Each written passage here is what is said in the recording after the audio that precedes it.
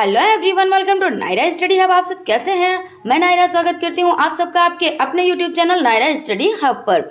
Friends, आज हम लोग डीएलएड फोर्थ सेमेस्टर का जो आपका सब्जेक्ट हो जाता है आरंभिक स्तर पर भाषा एवं गणित के पठन लेखन क्षमता का विकास, उसकी जो पवन सीरीज के बहुविकल्पीय क्वेश्चंस हैं उनकी सीरीज को कंप्लीट करेंगे। इससे पहले की वीडियोस में भी हम लोगों ने जो ये सीरीज है उसके कुछ क्वेश्चंस को देखा।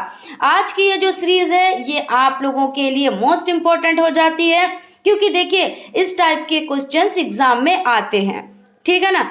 अगर अभी तक आप लोगों ने चैनल को सब्सक्राइब नहीं किया है तो प्लीज सब्सक्राइब कर लें और बेल आइकन को भी जरूर प्रेस कर लें, जिससे कोई भी नोटिफिकेशन हो वो आप तक पहुंच जाए। तो चलते हैं आज की सीरीज का फर्स्ट नंबर क्वेश्चन देख लेते हैं। यानी कि देखिए उस अकॉर्डिंग तो आपका फर्स्ट नंबर क्वेश्चन हो जाता है, लेकिन सीरीज के अकॉर्डिंग 137 नंबर क्वेश्चन हो जाता है। क्वेश्चन है, किसके बिना व्यंजन का उच्चारण संभव नहीं है? का, या ऑप्शन बा है खा, या ऑप्शन सा है आ, या ऑप्शन दा है दा। तो इसमें जो आपका राइट आंसर हो जाता है वो आपका आंसर हो जाता है सा। लेकिन किस तरह से हो जाता है? देखिए, किसके बिना व्यंजन का उच्चारण संभव नहीं है, यानी देखिए व्यंजन ध्वनियों का उच्चारण जो होता है ना वो स्वरों की सहायता के बिना नहीं हो सकता, है ना। तो इस तरह से स्वर क्या है? तो आ है, और आपका जो का हो जाता है, खा हो जाता है, दा हो जाता है, ये क्या हो जाते हैं? तो व्यंजन हो जाते हैं। तो इसमें जो छोटा आ है ये आपका स्वर है, इसलिए आपका ये ऑप्शन राइट हो जाता है। चलते हैं अगले सवाल की तरफ। यानी कि नेक्स्ट क्वेश्चन है आपका, 10 दहाई के योग को कहते हैं? सैकड़ा कहते हैं, हजार कहते हैं, या 10,000 कहते हैं, या इनमें से कोई नहीं। तो देखिए यहाँ पे क्या कह रहे हैं, 10 दहाई के योग को क्या कहते हैं? तो आप देखिए कह सकते हैं 100 इकाइयां भी कह सकते हैं।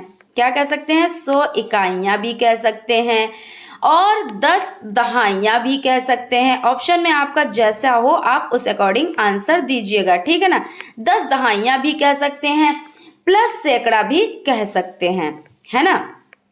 सैकड़ा भी कह सकते हैं। तो यहाँ पे देख लीजिए कौन सा 100 इकाइयां हैं, या 10 दहाइयां हैं, या सैकड़ा है। तो यहाँ पे आपका सैकड़ा हो जाता है। तो इस अकॉर्डिंग आपका जो आ ऑप्शन है वो राइट हो जाता है। क्वेश्चन है, कविता शिक्षण के उद्देश्य: छात्रों में कल्पना तथा तर्क शक्ति का विकास करना, छात्रों में भावनात्मक व चारित्रिक भावनाओं का विकास करना, छात्रों के चरित्र निर्माण में सहयोग करना, या उपरोक्त सभी। तो इसमें जो आपका राइट आंसर हो जाता है वो उपरोक्त सभी हो जाता है, क्योंकि देखिए छात्रों में कल्पना तथा तर्क शक्ति का विकास भी करना होता है। कविता का जो शिक्षण का जो उद्देश्य होता है ना, क्योंकि ऐसा तो नहीं हम बच्चों को ऐसी कविताएं पढ़ाते हैं जिससे उनकी तर्क शक्ति ना हो सके, उनका चारित्रिक विकास ना हो सके, है ना। तो ये सब चीजों को ध्यान में रखते हुए बच्चों को कविताएं पढ़ाई जाती हैं। तो इस तरह से उपरोक्त सभी जो आपका द ऑप्शन हो जाता है वो राइट हो जाता है।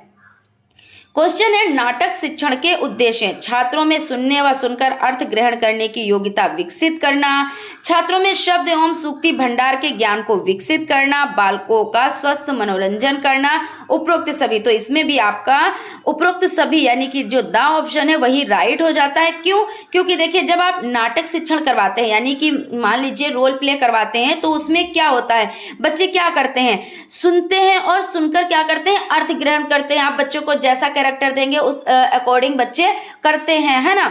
और क्या है, जैसे शब्द एवं सूक्ति भंडार के ज्ञान को विकसित करना, तो उनके शब्द भंडार में भी वृद्धि होती है, और स्वस्थ मनोरंजन, क्योंकि उनमें क्या होता है वो चलते हैं, फिरते हैं, नाचते हैं, कूदते हैं, है ना।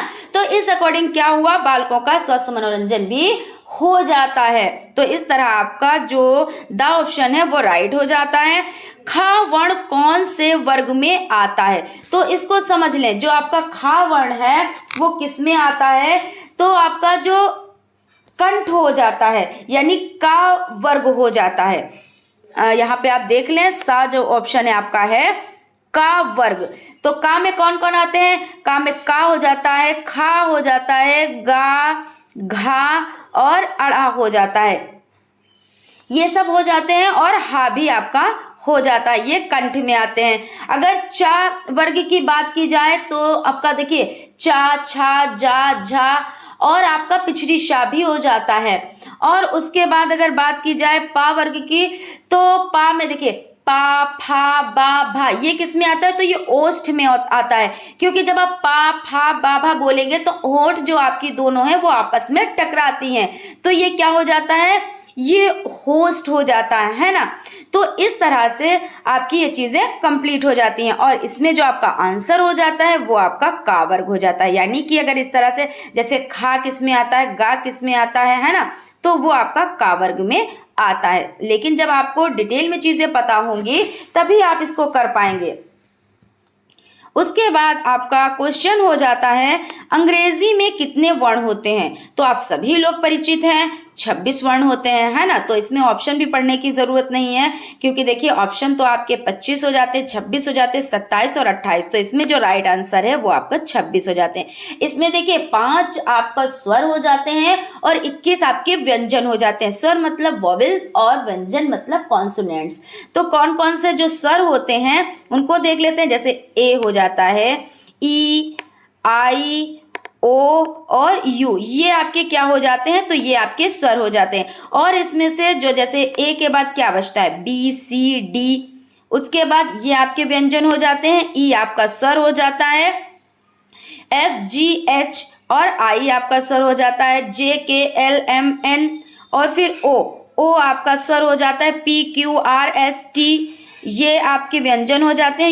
यू आपका स्वर हो जाता है और जितने बचते हैं वो आपके व्यंजन हो जाते हैं। तो इस तरह से आप याद रखिएगा कि ए, ई, आई, ओ, यू ये आपके स्वर हो जाते हैं, ठीक है ना। तो इस अकॉर्डिंग आपका जो बा ऑप्शन है वो राइट हो जाता है। यानी कि अंग्रेजी में कितने वर्ण होते हैं? तो 26 वर्ण होते हैं। अर्थ की दृष्टि से शब्द कितने प्रकार के होते हैं? तो अर्थ की दृष्टि से आप देख सकते हैं जो प्रकार हो जाते हैं वो आपके देखिए यहाँ पे 4 हो जाते हैं। उसके बाद चलते हैं क्वेश्चन की तरफ। अर्थ की दृष्टि से वाक्य के कितने प्रकार होते हैं? अब देखिए पहले यहाँ पे पूछा गया अर्थ की दृष्टि से शब्द कितने प्रकार के होते हैं, तो शब्द 4 होते हैं। और अब देखिए यहाँ पे जो क्वेश्चन है वो है कि अर्थ की दृष्टि से वाक्य, तो यहाँ पे ध्यान दीजिएगा, शब्द की बात आए तो 4 और वाक्य की बात आए तो 8 होता है, ठीक है ना। अब क्वेश्चन है आपका प्रत्यय, या ये है यहाँ पे प्रत्यय कितने प्रकार के होते हैं? तो 6 प्रकार के, 4 प्रकार के, 2 प्रकार के या 3 प्रकार के। तो प्रत्यय देखिए 2 प्रकार के होते हैं। तो इसमें जो आपका सा ऑप्शन हो जाता है वो राइट हो जाता है। अब कौन कौन से होते हैं? तो विभक्ति प्रत्यय और प्रत्युत्पन्न प्रत्यय होता है, और उन शब्दों को कहा जाता है जो किसी शब्द के अंत में लगकर उनके अर्थ में परिवर्तन ला देते हैं, ठीक है ना। तो इस तरह से कितने हो जाते हैं? तो 2 प्रकार हो जाते हैं, विभक्ति प्रत्यय और व्युत्पन्न प्रत्यय हो जाते हैं, ठीक है ना।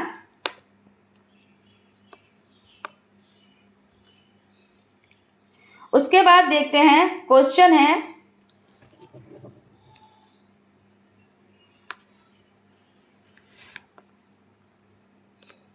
या, रा, ला और वा व्यंजन है, स्पर्श व्यंजन है, ऊष्म व्यंजन है, अंतस्थ व्यंजन है, या इनमें से सभी हैं। तो या, रा, ला आपका जो हो जाते हैं तो वो आपके अंतस्थ व्यंजन है, यानी कि आपका जो सा ऑप्शन है वो राइट हो जाता है। इसको समझ लेते हैं। देखिए अगर बात की जाए सबसे पहले यहाँ पे जितने जैसे स्पर्श व्यंजन, ऊष्म व्यंजन, अंतस्थ व्यंजन ये हो जाते हैं, इनके बारे में भी डिटेल में जान लेते हैं। और जो इसका आंसर हो जाता है या, रा, ला, वा व्यंजन है तो अंतस्थ व्यंजन है। अब बात करते हैं स्पर्श व्यंजन की। तो स्पर्श व्यंजन जो है, ठीक है ना, वो कौन से होते हैं? तो वो आपके हो जाते हैं चा, छा, जा, टा, ठा और भी हो जाते हैं। अब ऊष्म व्यंजन की अगर बात की जाए, ऊष्म का मतलब क्या होता है? जब बोले तो मुख से हवा निकले, वो भी गर्म हवा, है ना। तो शाह हो जाता है, यानी पिछड़ी शाह, शरीफे वाला शाह और सादा वाला शाह। ये देखिए आपका ये आपका शरीफे वाला शाह हो जाता है, ये आपका पिछड़ी शाह हो जाता है और ये सपेरे वाला शाह हो जाता है। और हाँ, ये क्या हो जाते हैं? ये ऊष्म हो जाते हैं। अब अंतस्थ की बात की जाए तो अंतस्थ तो आपके ये हो ही गए, या रा लावा। और एक और है, इसमें ऑप्शन नहीं है लेकिन फिर भी हम लोग समझ लेते हैं, संयुक्त। जो संयुक्त हो जाते हैं वो कौन कौन से हैं, तो छा, और आपका देखिए त्रा, देखिए क्षत्रिय वाला छा, त्रा हो जाता है, ज्ञा हो जाता है और श्रा हो जाता है। ये आपके संयुक्त हो जाते हैं। ये आप लोगों के लिए मोस्ट इंपॉर्टेंट है। मान लीजिए इसमें से क्वेश्चन आप आना ही आना है आपके एग्जाम में, मतलब आना ही आना है। वो किसी भी तरीके से पूछ सकते हैं, ये तो नहीं हम बता सकते कि किस तरीके से पूछेंगे, लेकिन तरीके कोई भी हो, कोई भी तरीका यूज करें, लेकिन इसमें से क्वेश्चन तो आने ही आने हैं। अब बात कर लेते हैं स्पर्श व्यंजन, इसकी परिभाषा की बात कर लेते हैं। तो ऐसा व्यंजन होता है जिसमें व्यंजन उच्चारित करते हुए मुख के किन्हीं दो भागों का स्पर्श कराने से वायु प्रवाह पूरी तरह से रोक दिया जाए। अब देखिए इसको पढ़िए, चा, छा, जा, आप बोले टा, ठा, तो क्या हुआ, ऐसा व्यंजन होता है जिसमें व्यंजन उच्चारित करते हुए मुख के किन्हीं दो भागों का स्पर्श कराने से वायु प्रवाह पूरी तरह से रोक दिया जाए, है ना। जब आप बोले तो क्या हुआ, वायु प्रवाह पूरी तरह से रुकी। तो ये आपके स्पर्श व्यंजन हो जाते हैं। अगर ऊष्म व्यंजन की बात की जाए तो आप जब बोलेंगे, देखिए आप बोल के देखिए, शा, तो गर्म वायु मुंह से निकल रही है, शा, पिछड़ी शा, शा, हा, तो इस तरह से ये ऊष्म हो जाते हैं। और आपके अंतस्थ या रा, ला, वा हो जाता है। और जो संयुक्त है वो आपके क्षत्रिय वाला छा, त्रा, ज्ञा और श्रा हो जाता है। ठीक है ना। चलते हैं क्वेश्चन की तरफ। वर्णों के समूह को कहते हैं, तो वर्णों के समूह को वर्णमाला कहते हैं। तो आपका जो आ ऑप्शन है वही राइट हो जाता है। पाठशाला शब्द है तो योग ऋण है, यौगिक है, ऋण है, या इनमें से कोई नहीं है, तो ये यौगिक है। उसके बाद क्वेश्चन है, रचना के अनुसार वाक्य कितने प्रकार के होते हैं। तो इसमें देख लेते हैं, 3 प्रकार के होते हैं। रचना के आधार पर आप लोग देखिए ट्रिक से याद रख सकते हैं कि रचना के अनुसार वाक्य कितने प्रकार के होते हैं। तो रा और चा और ना, इससे बना है ना रचना, अलग हमने कर दिया इसलिए कि जिसमें आप लोगों को याद रहे। तो 1 2 3 यानी 3 प्रकार होते हैं। तो ऐसे आप लोग इसको याद रखिएगा। कौन कौन से होते हैं ये भी देख लेते हैं। तो आपका फर्स्ट नंबर पर हो जाता है सरल या साधारण। सरल देखिए या साधारण वाक्य हो जाते हैं, ठीक है ना। और सेकेंड नंबर पर आपका हो जाता है संयुक्त वाक्य, और थर्ड नंबर पर हो जाते हैं मिश्र वाक्य। तो इस तरह से मिश्र वाक्य, तो इस तरह से देखिए रचना के अनुसार वाक्य के कितने प्रकार होते हैं, तो 3 प्रकार होते हैं, सरल या साधारण वाक्य, संयुक्त वाक्य और मिश्र वाक्य। वाक्य के भाग हैं उद्देश्य, विधेय, दोनों, इनमें से कोई नहीं। तो इसको समझ लेते हैं। देखिए इसमें जो आपका राइट आंसर हो जाता है, देखिए क्वेश्चन है वाक्य के भाग हैं, तो उद्देश्य और विधेय ये दोनों हो जाते हैं। इस अकॉर्डिंग आपका जो सा ऑप्शन है वो राइट हो जाता है। अब इसको समझ लेते हैं। देखिए एक वाक्य के मुख्य भाग 2 होते हैं, ठीक है ना। तो कौन कौन से, उद्देश्य और विधेय। देखिए उद्देश्य आपका जो सब्जेक्ट होता है। अब सब्जेक्ट कौन होता है, जैसे मान लीजिए आपने कोई सेंटेंस बनाया, राम पढ़ता है या राम पढ़ रहा है, तो इसमें सब्जेक्ट क्या है, तो इसमें सब्जेक्ट आपका हो जाता है राम, है ना। सब्जेक्ट राम हो जाता है। और इसी को क्या कहते हैं, इसी को उद्देश्य कहते हैं। जैसे आप लोग कंफ्यूज मत होइएगा कि उद्देश्य मतलब वो होता है जो हम काम करना चाहते हैं, कि हमारा मोटिव ये है, हमारा एम ये है, हमारा उद्देश्य ये है, वो उद्देश्य अलग हो जाता है, ठीक है। एम जो उद्देश्य है वो अलग हो जाता है। यहाँ पे जो आपका उद्देश्य है वो आपका जो सब्जेक्ट है, यानी राम है, श्याम है, सीता है, गीता है, किसी का भी नाम हो, वो वर्क कर रहा है, यानी कि वो पढ़ रहा है, लिख रहा है, खा रहा है, सो रहा है, गा रहा है, कुछ भी कर रहा है ना। तो जो वहां पे जिसका नाम आया है वो सब्जेक्ट हो जाता है। और विधेय देखिए उद्देश्य जिसके विषय में कुछ कहा जा रहा, अब किसी के बारे में कुछ कहा जा रहा है ना, तो वो आपका विधेय हो जाता है। और विधेय को क्या कहते हैं, तो प्रेडिकेट। इससे भी आप याद रख सकते हैं। और आपकी ये हिंदी है, क्योंकि ऐसा नहीं है कि कोई ये तो है नहीं, मना तो है नहीं कि आप विधेय लिख के प्रेडिकेट नहीं लिख सकते, या आप उद्देश्य लिख के सब्जेक्ट नहीं लिख सकते। आप दोनों तरह से लिख सकते हैं। और ऐसा जैसे आपने इसको पहले लिखा उद्देश्य और ब्रैकेट में आपने सब्जेक्ट लिख दिया, है ना। जितना अच्छा लिखेंगे, जितने अच्छे से वर्क करेंगे, आपको उतने अच्छे नंबर प्रोवाइड होंगे, है ना। तो यहाँ पे आपका ये हो जाता है। उसके बाद क्वेश्चन देख लेते हैं। छोटा आ, छोटी ई, छोटा ऊ ऋण स्वर हैं, दीर्घ स्वर, प्लुत स्वर, हरस स्वर इनमें से कोई नहीं। तो आप सभी लोग अच्छे से जानते हैं कि ये हरस स्वर हो जाते हैं, क्योंकि देखिए दीर्घ स्वर में टाइम ज्यादा लगता है बोलने में, है ना। और जैसे आप बड़ा आ बोले तो ज्यादा टाइम लगा ना, बड़ी ई बोले तो ज्यादा टाइम लगा। लेकिन जब छोटा आ, छोटी ई, छोटा ऊ, ऋण ये सब बोले तो कम टाइम लगा, एक मात्रा का टाइम लगा। तो ये आपके क्या हो जाते हैं, हरस स्वर हो जाते हैं। तो इस अकॉर्डिंग आपका जो सा ऑप्शन है वो राइट हो जाता है। क्वेश्चन है देवनागरी लिपि का विकास किस लिपि से हुआ है, तो ब्राह्मी लिपि, फारसी लिपि, खरोष्टी लिपि या इनमें से कोई नहीं। तो इसमें जो राइट आंसर हो जाता है वो आपका ब्राह्मी लिपि, यानी कि जो आ ऑप्शन है वो राइट हो जाता है। अब देखिए इसको समझ लेते हैं। जो देवनागरी लिपि है, तो देवनागरी का विकास ब्राह्मी लिपि से हुआ है। किससे हुआ है, तो ब्राह्मी लिपि से हुआ है। ये एक ध्वन्यात्मक लिपि है। जो प्रचलित लिपियां, यानी कि प्रचलित लिपियां कौन कौन सी हैं, जैसे आपकी रोमन हो जाती हैं, है ना, रोमन हो जाती हैं, अरबी और चीनी, ये आदि में सबसे अधिक वैज्ञानिक है। यानी कि ये जो लिपियां हैं इनमें सबसे अधिक जो वैज्ञानिक है वो कौन सी, तो वो देवनागरी लिपि हो जाती है। और इसका विकास किससे हुआ, तो ब्राह्मी से हुआ है। और देखिए भारत की कई लिपियां देवनागरी से बहुत ज्यादा मिलती जुलती हैं। कौन कौन सी मिलती जुलती हैं, तो ये भी देख लेते हैं। जैसे आपकी बांग्ला हो जाती है, क्या हो जाती है, तो बांग्ला हो जाती है, गुरुमुखी हो जाती है, और देखिए और भी कई जो हैं लिपियां वो इससे मिलती जुलती हैं। तो आई होप आप लोगों को चीजें समझ में आ रही होंगी। और डिटेल में इसलिए बताती चलती हूँ क्योंकि देखिए एक क्वेश्चन के साथ कई क्वेश्चन आप लोगों के कंप्लीट हो जाते हैं। और जब आप डिटेल में चीजें पढ़ते हैं तो अच्छे से समझ में आता है। और मैं ऐसे सिर्फ बताती चलूँ कि इसका आंसर ये है, इसका आंसर ये है, तो चीजें आपको समझ में नहीं आएंगी, ठीक है ना। तो इस तरह से मैं डिटेल में चीजों को बताती हुई चलती हूँ। चलते हैं क्वेश्चन की तरफ। क्वेश्चन है निम्नलिखित में से कौन सा अशुद्ध उच्चारण का कारण नहीं है, ध्वनि लोप, ध्वनि विकृति, सुलेख विहीनता या ध्वनि विप्रिय।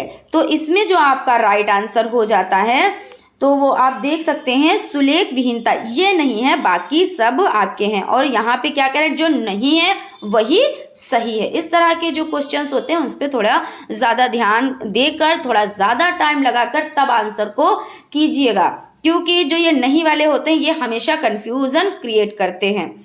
उसके बाद क्वेश्चन हो जाता है विराम चिन्ह, जो ये आपका है इसको देखिए क्या कहते हैं। अभी पहले हम क्वेश्चन पढ़ लेते हैं, उसके बाद इसमें डिटेल में हम डिस्कस करते हैं। तो को क्या कहते हैं, ठीक है ना। तो जो ये चिन्ह है इसको क्या कहते हैं, अल्प विराम कहते हैं, पूर्ण विराम कहते हैं, प्रश्नवाचक कहते हैं, या इनमें से कोई नहीं।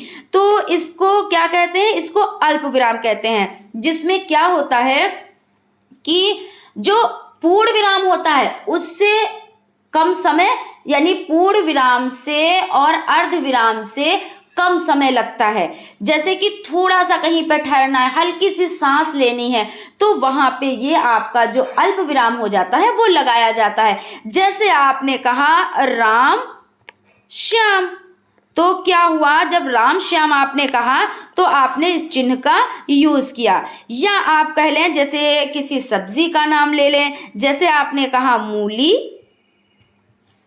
गाजर, है ना, तो आप थोड़ा सा ठहरे, थोड़ा सा ठहर के आपने दूसरी सब्जी का नाम ले लिया। इसी तरह किसी शहर का नाम ले लें, बहरहाल कोई भी दो चीज़ों का नाम लें, बीच में जो चिन्ह लगता है थोड़ा सा ठहरने के लिए उसको क्या कहते हैं, तो अल्प विराम कहते हैं। और ये चिन्ह इस तरह से होता है। और अगर देखिए पूर्ण विराम की बात की जाए तो पूर्ण विराम इस तरह से होता है। और इसमें क्या होता है, ज़्यादा ठहरना होता है। और कब ठहरना होता है, जब सेंटेंस को हम कंप्लीट कर लेते हैं। मान लीजिए हम बोल रहे हैं कि राधा पढ़ रही है, तो राधा पढ़ रही है, बीच में कोई चिन्ह नहीं यूज किया, लेकिन बाद में जब वो पढ़ रही है लास्ट में हमने क्या किया, पूर्ण विराम का यूज किया। तो यहाँ पे जब हम कोई चीज, कोई वाक्य कंप्लीट कर लेते हैं, सेंटेंस बना लेते हैं, उसके बाद हम पूर्ण विराम का यूज करते हैं। और अगर अर्धविराम की बात की जाए तो अर्धविराम देखिए इस तरह से होता है। सारे चिन्ह आप लोग समझते चलें क्योंकि इसमें से क्वेश्चंस आने ही आने होते हैं। जैसे अभी हमने आपको बताया कि जैसे ये कंठ, तालु, मूर्धा, दंत, ओष्ठ, नासिका, इनमें से क्वेश्चन आपके आने आने हैं। प्लस संयुक्ताक्षर व्यंजन जैसे श्रा, क्षत्रिय वाला छा, ज्ञा, त्रा, ये इसमें से क्वेश्चन आपके आने ही आने हैं। उसी तरह आपके ये विराम चिन्हों से क्वेश्चन आने ही आने हैं, ठीक है ना। तो हम लोग कहाँ पे थे, देखिए हम लोग अर्धविराम पे थे। तो अर्धविराम कब लगता है, जैसे कि पूर्ण विराम जहां पे लगता है उससे आधा ठहरना हो और अल्प विराम से ज्यादा ठहरना हो, तो वहां पे किसका यूज करेंगे, तो वहां पे हम अर्धविराम का यूज करेंगे। जैसे देखिए बिजली चमकने लगी, बादल गरजने लगे। अब बिजली चमकने लगी और बादल गरजने लगे, बीच में हमने थोड़ी सी सांस ली लेकिन अल्प विराम से ज्यादा सांस ली, लेकिन पूर्ण विराम अभी हमारा सेंटेंस कंप्लीट नहीं हुआ, तो पूर्ण विराम यहाँ पे अभी नहीं लगेगा। लेकिन बिजली चमकने लगी, देखिए समझ लेते हैं इसको, बिजली चमकने लगी और देखिए हम इस चिन्ह का यूज करेंगे। उसके बाद बादल गरजने लगे, बादल गरजने लगे,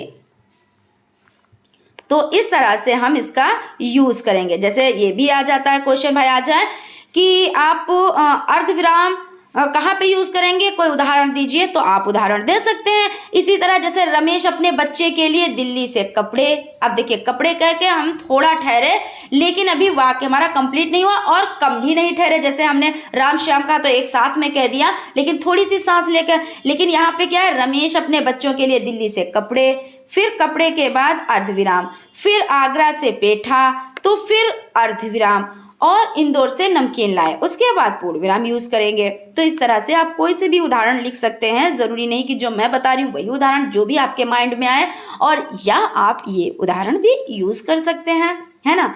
तो चलते हैं अभी एक देखिए प्रश्नवाचक चिन्ह, ये बच गया, इसको भी समझ लेते हैं फिर आगे बढ़ते हैं। प्रश्नवाचक चिन्ह इस तरह से होता है जैसे कोई सवाल कर रहा है यानी कोई क्वेश्चन कर रहा है, तो उसके बाद जैसे सेंटेंस कंप्लीट होता है उसके बाद इसको यूज करते हैं। जैसे क्या तुम पढ़ चुके हो, यानी कि वो सवाल कर रहे हैं कि क्या तुम पढ़ चुके हो, तो उसके बाद इस चिन्ह का यूज करेंगे। कोई भी क्वेश्चन किया जाए उसके बाद इसी चिन्ह का यूज होता है। चलिए देख लेते हैं क्वेश्चन, अगले क्वेश्चन को। आश्चर्य, हर्ष, शोक तथा उत्साह में प्रयोग होता है। तो जैसे आश्चर्य, अरे ये क्या हो गया, कोई जैसे मतलब कोई ऐसी अद्भुत बात सुन ली तो वो आश्चर्य में हो गया, तो किस चिन्ह का यूज करेंगे, तो देखिए इस चिन्ह का यूज करेंगे। ये इस तरह से सिंबल इसका होता है, देखिए यहाँ पे समझ लीजिए, देखिए एक इस तरह से लाइन और फिर एक बिंदी, ये होता है, ठीक है। और जैसे हर्ष, जैसे अरे वाह कितनी अच्छी बात है, अरे वाह आज पार्टी मिलेगी, तो इस तरह से क्या हुआ, एक हर्ष मतलब बहुत खुशी में उछले और अपनी बात को कहा, तो उसके बाद इस चिन्ह का यूज करते हैं। या कहीं पे शोक है, जैसे आपने कोई ऐसी दुखद घटना सुन ली, अरे हाय ऐसा क्या हो गया, अरे ऐसा नहीं होना चाहिए था, है ना, तो उसके बाद इसका। या कोई उत्साह में आप आ गए, तो उसके बाद आप जब उत्साहित हुए और उसके बाद इस चिन्ह का यूज होता है, और ये चिन्ह इस तरह से होता है। और जैसा कि अभी हम लोग देखिए विराम चिन्ह के बारे में तो डिस्कस कर ही चुके हैं, और इसमें जो आंसर आपका हो जाता है वो विस्मयादि बोधक चिन्ह हो जाता है, इसको विस्मयादि बोधक चिन्ह कहते हैं। और कोष्टक चिन्ह तो आप लोग जानते हैं, कोई चीज कोष्टक में देखिए, जैसे अभी आपका जो नेक्स्ट क्वेश्चन है उसमें यही चीज पढ़ेंगे, लेकिन फिर भी जान लेते हैं। तो कोष्टक चिन्ह देखिए ऐसे कोष्टक होता है, ऐसे कोष्टक होता है, ऐसे, इसको क्या बोलते हैं, तो इसको छोटा कोष्टक, इसको मंझला, इसको बड़ा, तो ये सब आपके हो जाते हैं, ठीक है ना। और नेक्स्ट क्वेश्चन की तरफ चलते हैं। देखिए कोष्टक वाला ही क्वेश्चन आ गया, तो कोष्टक चिन्ह किसे कहते हैं, तो ये आपका बड़ा कोष्टक, मंझला कोष्टक और छोटा कोष्टक, ये सभी हो जाते हैं। तो इस अकॉर्डिंग आपका द ऑप्शन राइट हो जाता है। इतिश्री के लिए प्रयोग होता है, तो इतिश्री का मतलब क्या होता है, सबसे पहले इसको समझ लेते हैं, उसके बाद आंसर की तरफ चलते हैं। तो इतिश्री का जो अर्थ है वो क्या है, वो अंत में, देखिए पूर्ण, जैसे कोई चीज पूरी हो गई यानी कि पूर्ण इसमें लगता है। जैसे कोई चीज समाप्त हो गई है ना, पूर्ण समाप्त। और एक कहानी समाप्त, जैसे कोई कहानी आप लिख रहे हैं तो उसके बाद देखिए आप लिखने में ही चिन्ह का यूज करेंगे, है ना, क्योंकि आप बोलेंगे तब तो आप ठहर ही जाएंगे। और जैसे कोई भी चिन्ह है तो आप लिखने में जिसका यूज करेंगे। तो जैसे आपने कोई कहानी कही और वो समाप्त हो गई, तो कहानी के समाप्त पर व्यक्ति की मृत्यु हो गई, वहां पे इतिश्री भाई, जब लिखा और आपने किसी मतलब मृत्यु को बताया, और तो वहां पे अंतिम लक्ष्य तक पहुंचना, उसके बाद इस चिन्ह का प्रयोग होता है। और ये चिन्ह होता कैसा है इसको भी समझ लेते हैं। ये आपका इतिश्री का चिन्ह हो जाता है इस तरह से। तो जब देखिए यहाँ पे देखिए पूर्ण हो गया, समाप्त हो गया, एक कहानी समाप्त हो गई, व्यक्ति की मृत्यु या अंतिम लक्ष्य तक पहुंचना, एक गतिविधि, इस तरह से जो भी क्रिया होती है उसके बाद इस चिन्ह का यूज होता है, यानी इतिश्री का यूज होता है। जब किसी काम को समाप्त करते हैं तो इतिश्री का यूज करते हैं, यानी इतिश्री के चिन्ह का यूज करते हैं। तो इस अकॉर्डिंग आपका जो सा ऑप्शन हो जाता है वो राइट हो जाता है, ठीक है ना। तो आप लोग ध्यान रखिएगा कि इतिश्री का चिन्ह कैसा होता है, तो ऐसा होता है। देखिए आप बिंदु रखेंगे ऐसे, इस तरह से लाइन। आई होप आप लोगों को चीजें समझ में आ रही होंगी। क्वेश्चन है प्रश्नवाचक चिन्ह है, प्रश्नवाचक चिन्ह को देख लेते हैं। तो देखिए यहाँ पे आप समझ लें प्रश्नवाचक चिन्ह। तो देखिए किस तरह से होता है, इस तरह से होता है ना। ये तो आपका पूर्ण विराम हो गया, जब आप कोई चीज मतलब कुछ जैसे सेंटेंस बोल रहे हैं उसमें उसके बाद में आप चिन्ह लगाते हैं। ये आपका जैसे आप कुछ भूल गए, मान लीजिए जैसे कि आप लिख रहे हो राधा गीत गाती है, गीत गाती है, अब यहाँ पे गाती आप भूल गए, गीत गाती है लिखना था कि राधा गीत गाती है, लेकिन राधा गीत है, अब गाती भूल गए, तो यहाँ पे हम इस चिन्ह का यूज करेंगे और यहाँ पे हम गाती लिख देंगे। तो ये जो चिन्ह हो जाता है वो यहाँ पे यूज किया जाता है। लेकिन आपका जो क्वेश्चन है कि प्रश्नवाचक चिन्ह किसे कहते हैं, तो प्रश्नवाचक चिन्ह आपका ये हो जाता है। और ये तो आपका पूर्ण विराम, जो आप जानते हैं कि कोई भी सेंटेंस आप बोल रहे हैं उसको आपने फिनिश किया, उसके बाद में आपने पूर्ण विराम लगाया। तो इस अकॉर्डिंग आपका जो सा ऑप्शन है वो राइट हो जाता है, यानी प्रश्नवाचक चिन्ह ये है। क्वेश्चन है निदेशक चिन्ह यानी डेश क्या है। तो निदेशक चिन्ह कौन सा है इसमें समझ लेते हैं। देखिए ये तो आपका अर्धविराम हो गया जिसपे हम लोग डिस्कस कर चुके हैं। उसके बाद ये आपका देखिए विस्मयादि बोधक चिन्ह है, इस पे भी डिस्कस कर चुके हैं। एक बार फिर से थोड़ा सा डिस्कस कर लेते हैं। देखिए अर्धविराम, अर्धविराम का मतलब होता है पूर्ण विराम से ज़्यादा, यानी कि पूर्ण विराम से कम और अल्प विराम से ज़्यादा ठहरना। जैसे काले काले बादल, काले काले बादल छा गए, उसके बाद आप अर्धविराम का यूज करेंगे। काले बादल छा गए, आप अर्धविराम का यूज करेंगे, अर्धविराम ऐसे। और उसके बाद बिजली चमकने लगी, बिजली चमकने लगी, फिर आप इसका यूज करेंगे, है ना। तो इस तरह से हो जाता है। और विस्मयादि हर्ष उल्लास, जैसे अरे ये क्या हुआ, हाय ऐसा क्या क्या हुआ, या आप बहुत खुश हैं, हिप हुर्रे, अरे ऐसा बहुत अच्छी बात है ये तो, अरे वाह। तो इस तरह से ये चिन्ह हो जाता है। और यहाँ पे पूछा क्या गया है निदेशक चिन्ह, तो निदेशक चिन्ह को समझ लेते हैं। तो इस तरह से होता है, जैसे देखिए इसका प्रयोग विषय विवाद संबंधी कोई भी शीर्षक के आगे, उदाहरण के बाद या कथोपकथन के नाम के आगे। जैसे हम कोई चीज़ आपको बता रहे हैं, जैसे मान लीजिए हमने बताया कि संज्ञा किसे कहते हैं, संज्ञा यहाँ पे समझ लेते हैं, हमको तो उदाहरण है ना, संज्ञा समझ लेते हैं। तो जैसे संज्ञा किसी व्यक्ति वस्तु स्थानीय भाव के नाम को संज्ञा कहते हैं। अब जैसे कहेंगे जैसे, जैसे उदाहरण देना है ना तो डैश लगाएंगे, तो ये डैश यहाँ पे यूज होगा। तो जैसे राम हो गया, किसी का नाम हो गया ना, आगरा हो गया, किसी शहर का नाम हो गया, किसी वस्तु का नाम हो गया, तो इस तरह से यूज करेंगे, ठीक है ना। तो आप लोग याद रखिएगा ये जो चिन्ह होता है तो यहाँ पे यूज होता है। क्वेश्चन है अनुनासिक चिन्ह। तो अनुनासिक चिन्ह कौन होते हैं, तो यहाँ पे आप लोग समझ लें, हमने आपको एक ट्रिक भी बताई थी कि जिसमें दो ना है उसमें मतलब दो चीजें, अनुनासिक और अनुस्वार मतलब एक ना है ना, तो अनुनासिक देखिए ये आपका हो गया। इसमें अनुनासिक यहाँ पे समझ लेते हैं, अनुनासिक।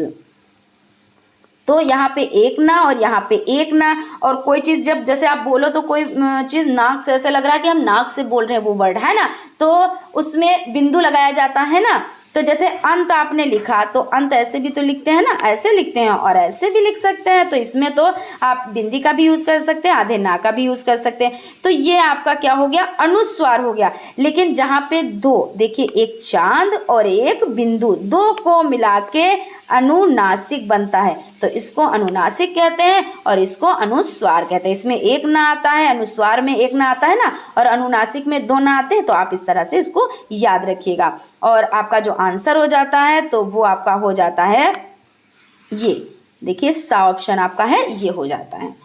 और ये तो आप लोग जानते ही हैं कि दो बिंदु कब रखे जाते हैं, जब कोई विवरण देना होता है और उसके बाद ये बराबर का चिन्ह हो जाता है। ढा वर्ण किस वर्ग में आता है, तो का में, टा में, चा में, या इनमें से कोई नहीं। तो आपका इसमें जो आंसर हो जाता है, देख लीजिए कौन सा हो जाता है। ढा वर्ण किस वर्ग में आता है, तो ये टा वर्ग में आता है, यानी कि बा ऑप्शन आपका राइट हो जाता है। स्वरों की सहायता के बिना जिन वर्णों का उच्चारण नहीं हो पाता वो कहलाते हैं। अब स्वर तो है, लेकिन आप किस में लगाएंगे, जैसे आ की मात्रा किस में लगाएंगे, मान लीजिए आ की मात्रा लगानी है, ओ की मात्रा लगानी है, ए की मात्रा लगानी है। ये देखिए ए है और इसकी मात्रा ये हो गई ना, ये जैसे आओ है तो इसकी मात्रा ये हो गई है ना। तो इसको किस चीज़ में यूज़ करेंगे, तो जब जैसे का है तो आप इस मात्रा का यूज़ करेंगे, और आ तो कौवा लिखा ना, तो इसी तरह जैसे ना, मु, तो किस में लगाएंगे, तो ये बड़ा की मात्रा ना, तो ना ये क्या है, मा ये क्या है, का ये क्या है, तो ये व्यंजन है ना। जब आप व्यंजन में लगाएंगे, क्योंकि दोनों एक दूसरे पे डिपेंड है, स्वर और व्यंजन। अगर स्वर में आप व्यंजन नहीं लगाएंगे तो आप कैसे पाई मात्राओं को दर्शाएंगे, कैसे आप पूरे पूरे वर्ड लिखेंगे, कैसे सेंटेंस बनाएंगे। और अगर आप व्यंजन नहीं होंगे तो स्वरों को कैसे लगाएंगे, स्वर नहीं होंगे तो व्यंजन में क्या करेंगे, है ना। जैसे आपको कौवा लिखना है और आपने का लिख दिया और आपके आ भाई तो स्वर हो गया, है ना। तो आप कहाँ कैसे कौवा लिखोगे, लेकिन जब आप स्वरों की सहायता लोगे तभी तो आप कौवा लिख पाओगे ना। तो इस तरह से आपका जो आंसर हो जाता है वो हो जाता है, स्वरों की सहायता के बिना जिन वर्णों का उच्चारण नहीं हो पाता वो क्या कहलाते हैं, तो वो व्यंजन कहलाते हैं। यानी कि आपका जो सा ऑप्शन है वो राइट हो जाता है। क्वेश्चन है, का हलंत प्लस पिछड़ी शा के योग से निर्मित व्यंजन तो कौन सा है, तो आप लोग अच्छे से जानते हैं, कई बार इस पे डिस्कस कर चुके हैं। तो आपका क्षत्रिय वाला अच्छा हो जाता है। और देखिए एक चीज का ध्यान रखिएगा, जब क्वेश्चन आता है तो कहीं कहीं पे इस तरह से भी पूछ लेते हैं, है ना, कहीं कहीं पे इस तरह से भी पूछ लेते हैं, क्योंकि कई बार ऐसे आए हैं क्वेश्चन। तो आप लोग कंफ्यूज ना होइएगा, क्योंकि अगर इस तरह से, क्योंकि ऐसे उलट के भी यानी उलट पलट के भी क्वेश्चन दे देते हैं। अभी यहाँ पे ये क्वेश्चन में आ गया है, और कभी कभी ये जो आपका क्षत्रिय वाला छा है ये क्वेश्चन में होगा, और का प्लस शाह और हलंत ये होगा आंसर में यानी ऑप्शन में। तो आपको जब चीज़ें डिटेल में पता होंगी, आपको अच्छे से पता होगा, तो चाहे जिधर भी घुमा के दे दें आप अच्छे से कर पाओगे, है ना। तो चाहे हलंत दोनों में लगाओ, क्योंकि एक ऑप्शन ही इस तरह का दिए होंगे, तो आप उसी पे टिक कीजिएगा। उसके बाद हो जाता है रा, या, ड़ा, ना, मा वर्ण क्या है, तो ये देखिए वर्ण आपके क्या है, ये नाक से निकल रहे हैं वर्ण। जैसे माँ, आपने माँ बोला तो क्या लगा, जैसे लग रहा है कि हम नाक से कोई वर्ड बोल रहे हैं। और इसमें जब एक बिंदु का भी, जैसे आपने ये ना है तो अंत, जैसे अभी हमने लिखा था अंत, तो आप ऐसे भी लिख सकते हो और आप ऐसे भी लिख सकते हो, है ना। तो ये आपका क्या हो जाता है, इसमें एक ना होता है ना, तो ये अनुस्वार हो जाता है। और अनुनासिक की बात करें तो ये दो यानी चांद, चंद्र बिंदु, ठीक है। तो यहाँ पे जो आपका आंसर हो जाता है वो सा ऑप्शन आपका हो जाता है। अनुस्वार को किस लिपि चिन्ह से व्यक्त करते हैं, अब किस लिपि चिन्ह यानी मतलब जो यहाँ पे सिंबल है उसमें, तो अनुस्वार यानी एक ना, तो जब एक ना है तो मतलब ये आपका हो जाता है बा ऑप्शन, है ना। यहाँ पे बा ऑप्शन हो जाता है। बाकी चिन्ह के बारे में तो आप लोग जानते हैं, ये आपका अनुनासिक हो जाता है। और ये देखिए जब डिटेल में चीज़ लिखनी होती है उसके वो करना होता है, उसके बाद ये आपका क्या हो जाता है, विस्मयादि बोधक चिन्ह हो जाता है। हर्ष उल्लास शोक उत्साह, है ना। 10 तक के अंकों में सबसे बड़ी इकाई है, तो आप 1 से 10 तक लिख, 1 से 9 तक लिखे, 10 तक के अंकों में सबसे बड़ी इकाई पूछ रहे हैं। तो 1 2 3 4 5 6 7 8 और 9 और 10, अब बताओ इकाई सबसे बड़ी इसमें कौन सी है? तो इसमें देखिए ये तो 0 और 1 है।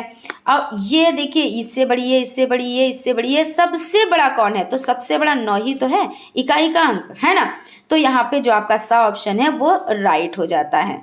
उसके बाद है गणित की मूल संख्याएं, जोड़ घटाना, भाग गुणा, आ और पा दोनों, केवल जोड़ना। तो केवल नहीं है यहाँ पे, क्योंकि चारों संख्याएं होती हैं, तो इसलिए आपका जो सा ऑप्शन है वो राइट हो जाता है। जोड़ की क्रिया में जोड़ते हैं इकाई को इकाई से, दहाई को दहाई से, सैकड़े को सैकड़े से, उपरोक्त सभी। तो देखिए यहाँ पे मान लीजिए 450 नंबर है, उसके बाद 320 नंबर है ना। तो आपकी ये इकाई हो जाती है, ये आपकी दहाई हो जाती है, ये सैकड़ा हो जाता है, और ये देखिए आप ऐसे भी समझ लें 1 10 100, ठीक है ना। अब क्या करना है, देखिए इकाई को आप इकाई में रखेंगे, देखो प्लस करना है, और 5 और 2 7 हो जाता है, 4 और 3 7 हो जाता है। तो ऐसा तो नहीं है कि आपने इस वाले अंक के सामने ये वाला अंक रख दिया, ऐसा नहीं है। देखिए इकाई के सामने आपने इकाई रखी, दहाई के सामने आपने दहाई रखी, और सैकड़े के सामने आपने सैकड़ा रखा। तो इसका मतलब क्या हुआ? इसका मतलब यही हुआ ना कि उपरोक्त सभी, क्योंकि इकाई को इकाई से, दहाई को दहाई से, और सैकड़े को सैकड़े से जोड़ते हैं, तो उपरोक्त सभी यानी कि जो दा ऑप्शन हो जाता है वो राइट हो जाता है। क्वेश्चन है गुणा में संक्रियाएं होती हैं, गुण्य, गुणक, गुणनफल, तो ये सभी हो जाते हैं, तो इस अकॉर्डिंग आपका उपयुक्त सभी आंसर राइट हो जाता है। क्वेश्चन की तरफ चलते हैं।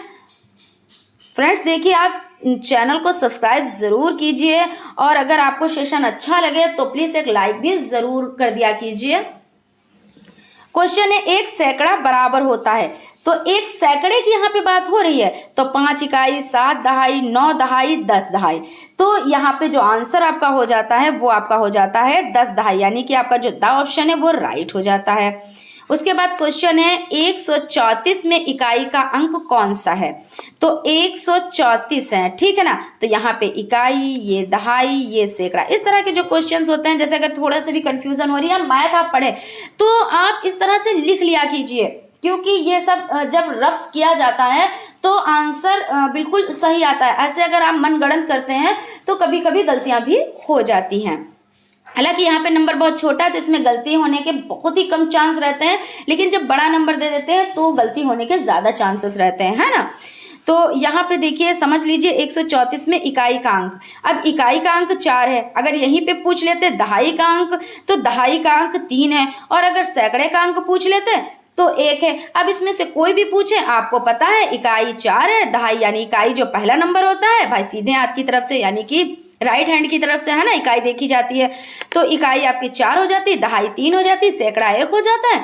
आपका कोई भी क्वेश्चन आ जाए आप उसको कर पाओगे। तो यहाँ पे पूछा गया 134 में इकाई का अंक कौन सा है, तो इकाई का अंक कौन सा है? 4 है, तो इस अकॉर्डिंग आपका सा ऑप्शन राइट हो जाता है। क्वेश्चन है 10 इकाई के योग को कहते हैं, तो 10 इकाई के योग को क्या कहते हैं? तो 1000, सैकड़ा, दहाई या इनमें से कोई नहीं। तो 10 इकाई के योग को कहते हैं दहाई, यानी कि आपका सा ऑप्शन राइट हो जाता है। तो फ्रेंड्स आज यहीं तक। आई होप आप लोगों को क्लास अच्छी लगी होगी। अगर क्लास अच्छी लगी है तो प्लीज़ एक लाइक ज़रूर करें, और अभी तक अगर आपने चैनल को सब्सक्राइब नहीं किया है तो प्लीज़ सब्सक्राइब कर लें, और अपने फ्रेंड्स में भी वीडियो को शेयर किया कीजिए जिससे उनको भी बेनिफिट मिल सके। तो मिलते हैं नेक्स्ट क्लास में, तब तक आप लोग अपना ख्याल रखें और पढ़ाई कंटिन्यू करते रहें। Thank you.